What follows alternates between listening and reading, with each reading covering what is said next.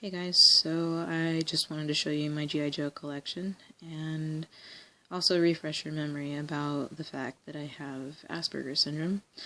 And the only reason why I'm bringing that up is because I train spot toys and I'm a huge toy collector. So if you're not familiar with that term, train spotting, basically what it means is when one has Asperger's syndrome, they most likely become very obsessive over a non-important subject and learn pretty much everything that they'd like to learn about it and pretty much become experts on it. So I'm not saying that I'm an expert on, G.I. Joe or anything like that, but I have studied, the toy companies and Hasbro and Playmates and Mega Bloks. So yeah, so that's what I train spot, which also is a lot different than what is called a savant skill. So aside from having that little problem of train spotting, a lot of us have what we call a savant skill, and mine just happens to be astrology. And a savant skill is different from train spotting in the sense that it is more of a intricate, systematic, and very complex subject. I don't know, our minds just really thrive on studying things that other people just can't seem to understand. So we do everything that we can to explain it and understand it. So anyways, that's not the point of this video. So let me just go ahead and show you my collection. So as you can see, I have 17 12-inch G.I. Joes, and they're all in excellent condition with the exception of one of them, and I'll show you which one that is in a moment. But they're all different too, and they have both gung ho and kung fu grip, and I will also explain that. Did I already tell you guys? None of these date more than the year 1996. Yeah, I think I might have just said that, but yeah. Anyway, so they're all from the 90s. At least my 12-inchers. So yeah. So these two guys are just very basic.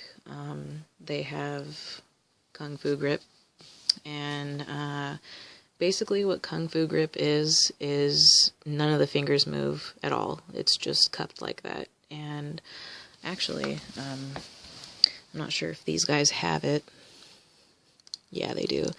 So some of them were made to where they had like a slit in their finger to where you could put the finger on the trigger of the gun, so it stays in there. And then they made gung-ho grip, which is this, where all the fingers move. And I don't really care for it. And the reason why is because the guns never stay in the hands. It always falls out. So I don't know what they were trying to achieve when they made that update, but yeah. So now you guys know the difference between gung-ho and kung fu grip. And these are my army dudes.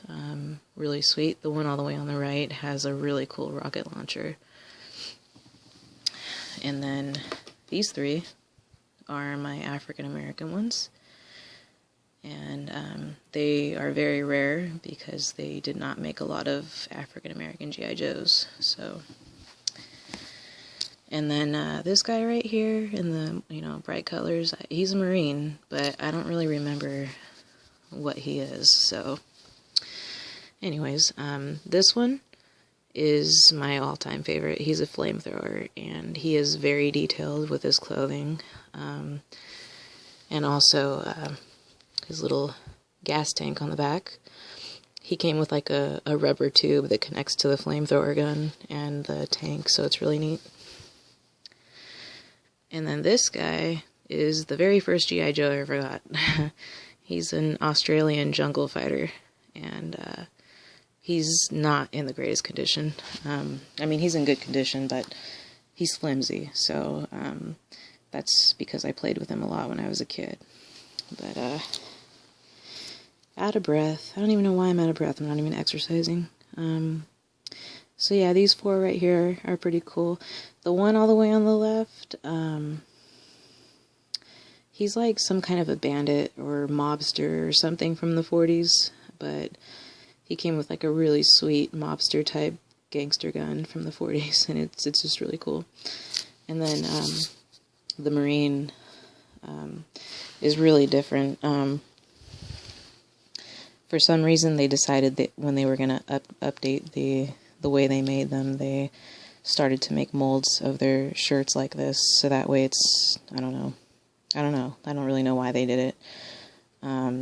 Maybe because it was just easier for kids to play with, I guess, so the clothing didn't get messed up while you were playing with it. But not really a huge fan of this, but it is rare, and they only made a few of them like this, so that's why I have at least one.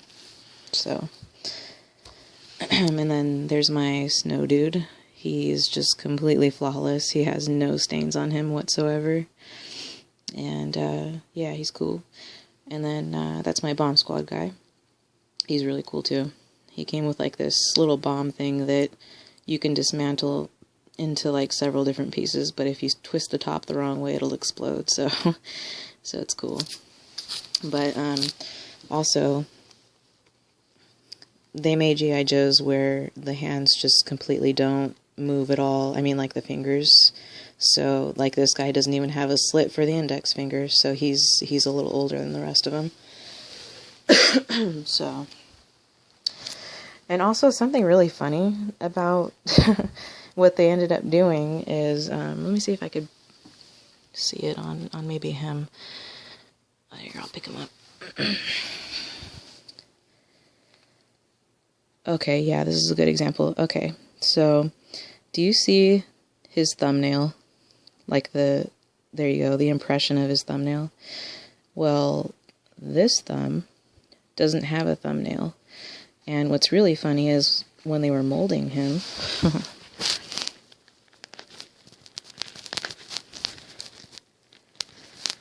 they actually put the thumbprint on the bottom. See that? See that? Yeah, the camera just focused in on that. But they put the thumbprint underneath the thumb, so a lot of my G.I. Joes have that imperfection, and I don't really know why it's like that, or why they released them if they made that mistake. But I guess it makes my toys more valuable knowing that they have that mistake, so kind of weird, but yeah, he's cool. And I just love how fluid they move. Like, it's perfect. Like, you could really make them look like they're saying no, and yeah, and fuck you. You know what I mean? Okay, so those are my 12 inches. And then I have my 1964 reproduction. And this is the original G.I. Joe that started it all. Fortunately, when I found him, he was only $10 on sale for Christmas, so yeah, I got really lucky. But even though he's a reproduction, he's not an identical reproduction.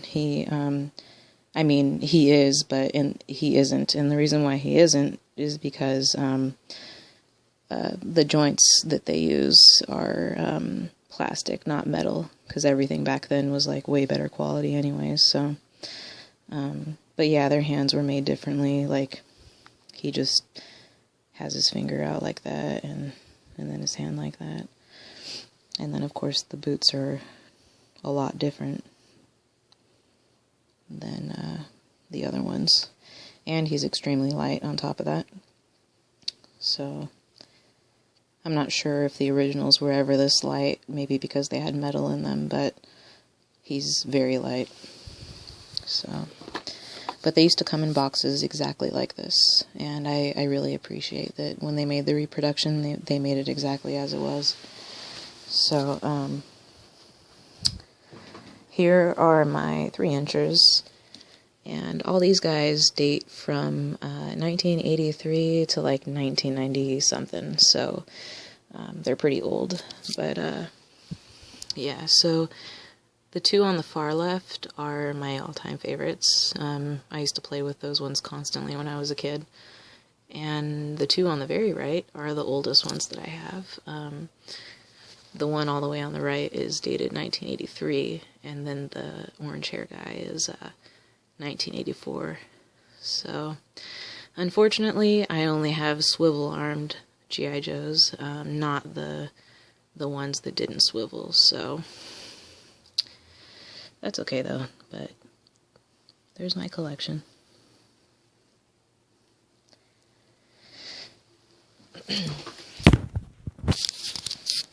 Okay, so that's all I had to show you guys, but I have so much more toys to show you, and a good majority of them are old school, so I think you guys will appreciate that. Yeah, so I'm done. I'll talk to you guys later.